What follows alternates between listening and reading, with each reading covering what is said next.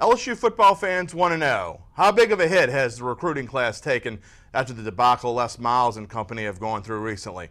We'll find out all we need to know from our recruiting expert, James Smith, coming up next on Talkin Tigers.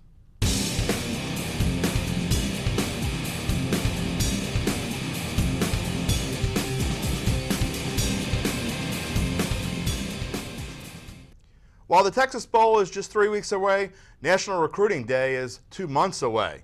And while at one time the LSU Tigers had the #1 recruiting class in the nation, now who knows what they have. Well, let's find out a little bit more from our own NOLA.com, the Times-Picayune recruiting expert, James Smith, and glad to have you on the set. Absolutely, man. It's been a little while since I've been in here. This place looks nice. Glad to be here. We fixed it up for you. Yeah, I see that. I appreciate it. Let's talk a little bit about the recruiting class, and obviously some things have gone on over the past month or so that have changed.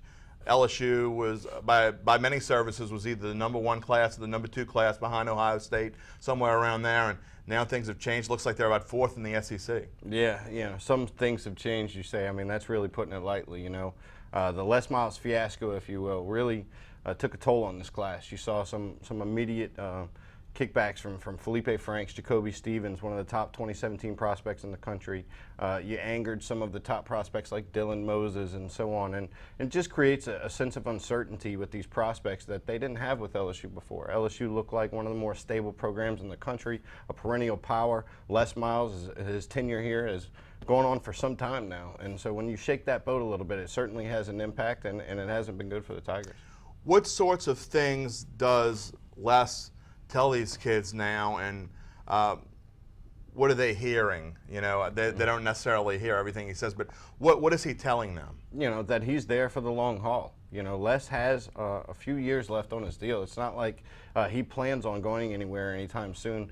I mean, the shakeup happened. He stuck his ground. It looks like he's going to be here for more than a year, in my opinion. You know, they're bringing back a very solid team next year. I think the chances of them winning 10, 11 games is real, you know. And if he does that, he's going to be here for a couple years after that. And so they're just selling, look, I've been here for a while. The whole staff's in place. I've got the support of the AD, you know, who wasn't, you know, a glowing line of support here that Oliva has given Les, but it's enough for Les to say, I'm going to be here for a while. You know, you liked LSU, you liked what we offered, nothing has changed. You're close to a lot of these kids. Are they buying it?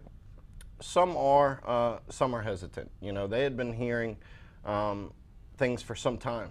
You know, it wasn't just the media backlash. They've been hearing it from coaches. Negative recruiting happens all the time. And so a lot of these offensive prospects have been hearing, hey, Cam Cameron might not be retained after this year. That was going into the season. So, I mean, this is something they've been hearing for a while, and once the media got behind it and public perception kind of changed a bit that Les Miles' tenure could be coming to an end, you know, they're still hearing it. There's some that were shaken, some that really feel solid about the university and their future, and so it's almost by a case-by-case basis. Let's talk about the offense in particular, and I want to talk about Felipe Franks, who seemed to be all but locked up for LSU, and then when it all happened, he kind of changed and looking at Florida as #1, and now it seems like he's listening again, at least. Do you think the Tigers have a shot to get him back? Yeah, I think, you know, Felipe's been wavering for some time. This was building up. You know, it was a snowball effect that's kind of been picked up since week 3 or 4 of the season. LSU came up, they weren't throwing the ball extremely well. Felipe wanted to make sure he was making the best decision for himself. He saw Brandon Harris not making mistakes. People were starting to believe he was the quarterback of the future. He's only a sophomore, so that meant Felipe was going to have to sit around for a couple years. And schools have kind of been tossing that into his ear a little bit, letting him marinate, you know. And then with the whole Les Miles situation, once that came about, it was you know, he saw an opportunity. Look, I have to make the best decision for me. He obviously was leaning towards Florida at that point, committed to Florida shortly after. And LSU's still been recruiting him. Les Miles, Cam Cameron, did an in-home with him. Cam Cameron was back there on Wednesday. And I think they still have a chance, but there's so many things that have to happen. I think Florida has to get another commitment from a quarterback named Jacob Eason, one of the best in the country. If he were to commit to Florida, that could rock the boat a little bit and have Felipe, you know, second or even third guessing himself at this point. So, you know, I do think, though, it's a very small chance, probably 20% or so. Jacob Eason, quite a pedigree. Yeah, Jacob Eason's got got the NFL pedigree. He's a great prospect and believed to be one of the premier passers in the country.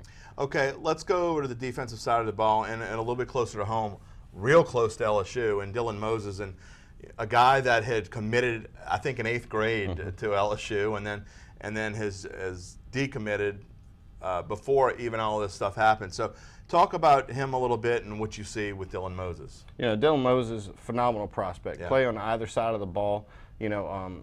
Early in his high school career, I thought he was going to put his hand in the dirt at the college level. Hadn't quite grown as tall as I thought he may, but he still got great size.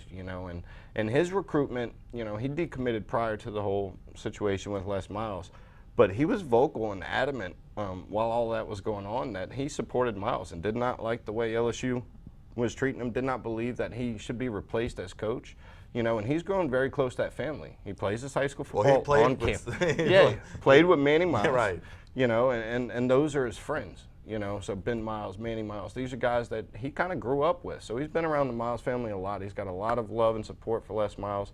He did not like the way the situation was handled, and it couldn't come at a worse time. The kid had just taken a step back from his commitment to LSU, was kind of reassessing things, and then all of a sudden this hits. And now LSU has some work to do with Dylan Moses. Okay, for today's extra point, normally it's me giving some goofy stat or something along those lines, but we're going to keep you on today for the extra point, and it's February. We'll just pretend we've just gotten our DeLorean and going up to February. What is going to be the biggest surprise for LSU on National Signing Day? I think they're going to land one of these big 4 or 5-star receivers that nobody's really giving them a chance for right now. Drake Davis, a Baton Rouge native who's currently at IMG Academy in Florida, looking at Ole Miss, looking at some other programs. I could see Drake Davis coming in the fold for LSU late in the process. Despite LSU's struggles on offense, I think he sees an opportunity there with his skill set to come and make some plays, and he's close with some of the coaching staff. If not Drake Davis, maybe Clyde LaFleur. Yeah. Clyde LaFleur, Chris from Warren Easton. I have a feeling he's got a friend that plays over there already. Right, and Tyron Johnson, who made some plays as a freshman. So, I think one of those kids might end up in this class with LSU. Okay, and conversely, let's talk about the biggest disappointment. On National Signing Day, what is going to be the biggest disappointment for LSU fans? I think there's a reasonable chance that Neville, star defensive tackle Rashard Lawrence, could end up signing with Alabama. This is a school that, a player that a lot of people thought going into the process LSU had locked up. He's slowly built a relationship with Alabama. It's been back and forth over the past 6-8 months. I don't think things are trending in LSU's favor at this time. Ed Orgeron's a master recruiter, but there's a lot of talk, hey, Ed Orgeron might not even be here in a month. So, I think there's a chance Rashard Lawrence signs with Alabama, and I'm almost leaning in that direction right now. And lastly, real quick, before you talk about Ed Orgeron, who might not be here, there are lots of people who don't realize how big of a deal Frank Wilson is behind the scenes. Is Frank Wilson going to be back at LSU? I think Frank Wilson will be back at LSU. I really do believe that. I don't see anything opening right now that he would jump on.